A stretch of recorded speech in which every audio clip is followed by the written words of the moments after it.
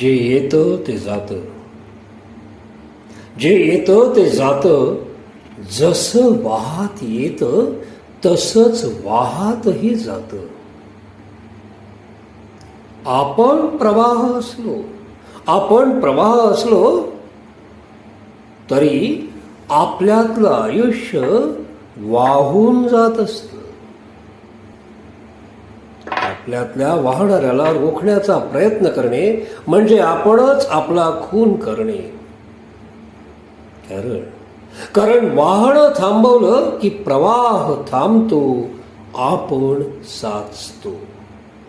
कारण वाहन थांबवलं की प्रवाह थांबतो, आपण साचतो आणि मेलेलं डबकं बनतो.